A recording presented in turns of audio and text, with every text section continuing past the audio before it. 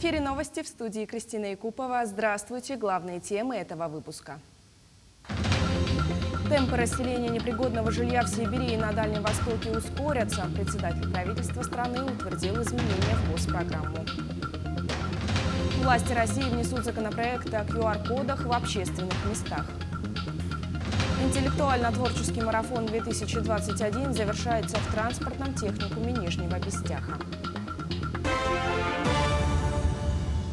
Премьер-министр России Михаил Мишустин утвердил изменения в госпрограмму обеспечения доступным и комфортным жильем и коммунальными услугами граждан Российской Федерации, которые позволят ускорить расселение непригодного жилья в Сибири и на Дальнем Востоке. В частности, получить новую квартиру или деньги на ее покупку смогут не только граждане, которым было предоставлено временное помещение для проживания, но и члены их семей. Раньше, в случае смерти человека, его родственники не имели права на получение жилья от государства. Кроме того, полностью снимаются ограничения по сроку обращения граждан для получения нового жилья.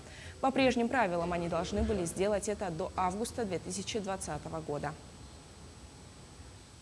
Археологи завершают раскопки на центральной улице Якутска. Ремонтные работы на участке от улицы Кулаковского до улицы Петровского могут возобновить на следующей неделе. Как сообщил начальник департамента по охране объектов культурного наследия Николай Макаров, с помощью археологов обнаружено коллективное захоронение. По словам руководителя раскопок Елены Соловьевой, находки относятся к началу XVIII века, возможно, и к более раннему периоду. Точные даты специалисты назовут позже. Помимо этого, обнаружены и другие уникальные артефакты. Они тоже подлежат детальному изучению. Этапность работы у нас предусматривается контрактом. Это значит на 21, 22 и 23 годы на два, соответственно, этапа, вводных этапа считается. Это первый этап, это у нас вот 21-22 год, протяженностью порядка 1,8 километров. Это вот от улицы Кулаковского до здания Лорпа. Ну, у нас план такой, чтобы все-таки к столетию СССР в следующем году мы центр все-таки нашего города успели преобразить в новый вид. Ну, постараемся, конечно, в полной мере, но сегодня в связи все-таки с тем, что вот происходят у нас некоторые отклонения от намеченных планов в связи с выявлением разного характера тоже дополнительными работами, но тем не менее будем стараться подходить к этим срокам. Железные дороги Якутии и инвестиционная компания РЖД Инвест подписали ряд договоров на предварительную проработку вариантов реализации строительства железнодорожной линии Нижний Бестях-Магадан. Предварительно протяженность железной дороги от действующей линии Беркакит-Тамот Нижний Бестях до Магадана составит более 2500 километров. Логистический проект новой железнодорожной ветки в сторону Тихого океана позволит существенно снизить расходы по доставке грузов северного завоза, а также даст возможность освоить территории с огромными залежами полезных ископаемых, развитию малого бизнеса, создать дополнительные рабочие места. Пока рассматривается несколько вариантов, на самом деле, трассировки прохождения железной дороги. И, то есть там есть варианты и через Зырянка, там, Усть-Мая и дальше к Магадану. Есть вариант вообще там прибрежный, который, как один из вариантов, это с порта Ванина берегом уходить в Магадан, то есть уже минуя республику. Но, конечно, для нас это, как для железных дорог Якутии, как для республики, это, считаем, совсем невыгодно, потому что мы теряем не только груз и рабочие места, которые были бы в республике, но и, соответственно, доходную базу. Сегодня в транспортном техникуме имени Романа Брызгалова в поселке Нижний Бестях завершается традиционный интеллектуально-творческий марафон 2021 среди студентов. В рамках марафона проводились отборочные этапы чемпионата WorldSkills Russia в очном и дистанционном формате, победители которых будут участвовать на открытом региональном чемпионате.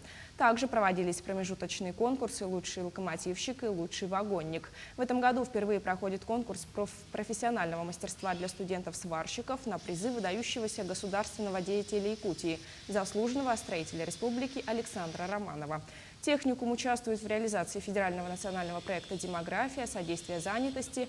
По выделенной квоте обучают 99 слушателей со всей республики дополнительного профессионального образования, охрана труда и экспедитор. Мы, являясь транспортным техникумом, все же не готовим не готовим исключительно только для транспортной сферы.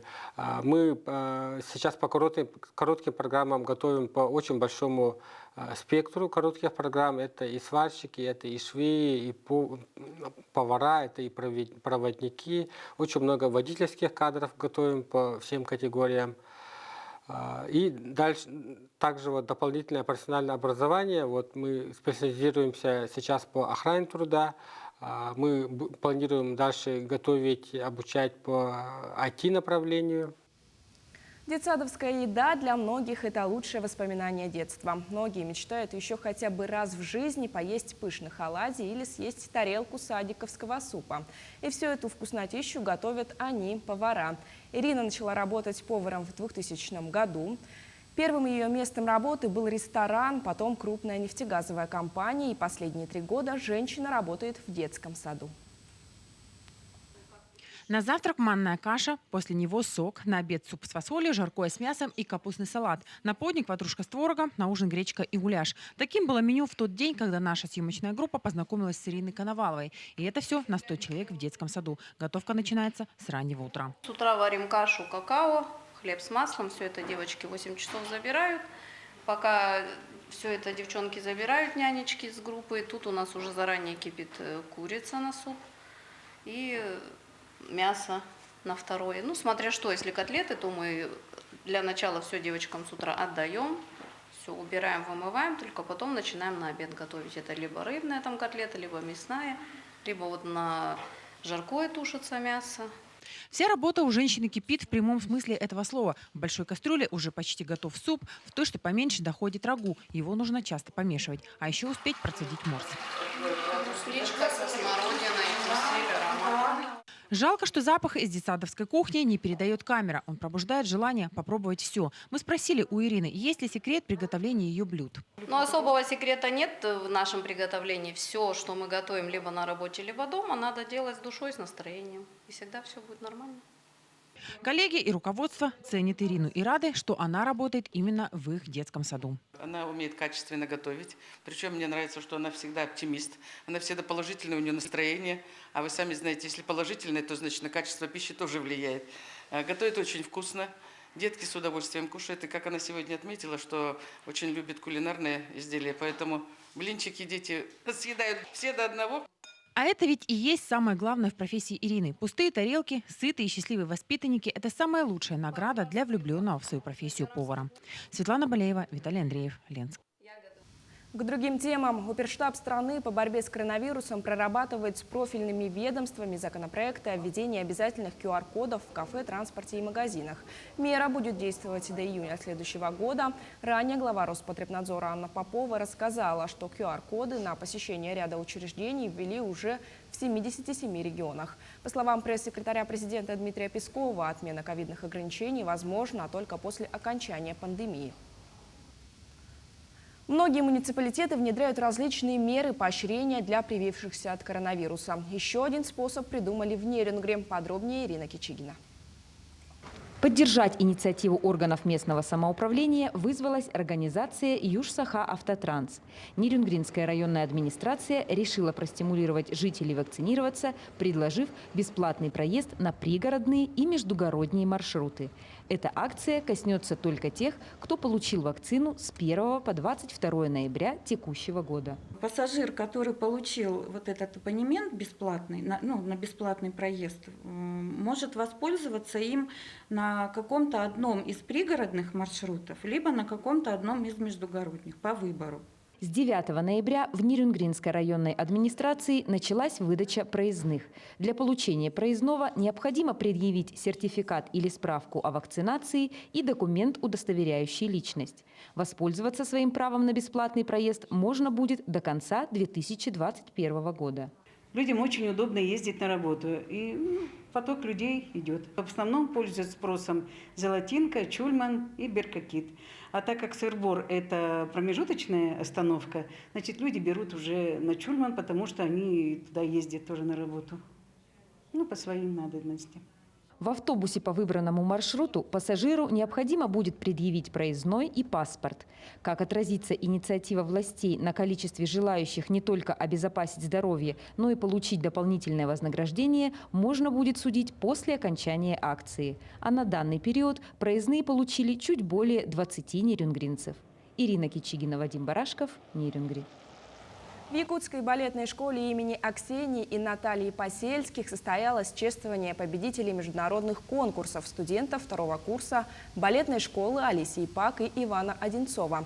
Главной наградой для молодых и талантливых ребят стало присуждение им звания «Отличник культуры республики» за вклад в развитие культуры и искусства. Главные награды вручил министр культуры и духовного развития региона Юрий Куприянов. Кроме того, ребята удостоились гранта целевого фонда будущих поколений республики в размере 25 тысяч рублей. Получение столь высокого звания в юном возрасте – беспрецедентный случай в истории якутского балета. Ну, я сам не ожидал, что я такое получу. В 17 лет получить такое звание, для меня это огромный подарок. Вот. Но это еще один стимул для того, чтобы работать дальше и показать, что я реально достоин этого звания. Я занимаюсь балетом с 9 лет. Воля судьбы, сам того даже не знаю. Ну, я особо не желал стать артистом балета, но когда пришел сюда, понял, что это именно мое. В планах теперь что? Жизнь связать с балетом? Да, только с балетом. Что будешь? Какие планы есть? Ну вот сейчас закончу школу, потом хочу попробовать себя за границей, и там уже прославлять якутскую балетную школу и, самое главное, якутский балет. Накануне в кинотеатрах начался показ якутского фильма «Холодное золото». Кинокартина основана на реальных событиях и рассказывает о борьбе с бандой Павлова, которая в годы Великой Отечественной войны грабила якутские села. По словам создателей, картина снята в совершенно новом жанре для якутского кино «Истерн». Это жанр приключенческих фильмов, названный по аналогии с вестерном. В работе принимали участие и приглашенные актеры. Так, одну из ролей исполнил известный российский актер театра и кино Яков Шамшин. Это жуткая история, и мне кажется, о ней нужно знать, важно знать. И вообще тема Великой Отечественной войны, мне кажется, она бесконечная. Ее можно еще искать, искать и искать. Мне было интересно познакомиться вот именно больше все-таки с народом, с людьми, с якутами, с якутскими традициями, опять же. И очень понравилось то, как ребята отдаются работе. Репортаж нашего корреспондента Дмитрия Тымырова о раскопках на центральной улице Якутска, где были обнаружены уникальные артефакты, смотрите сегодня на нашем канале. Оставайтесь с нами, не переключайтесь. Еще больше информации на наших сайтах як24.ру и nvk-online.ru.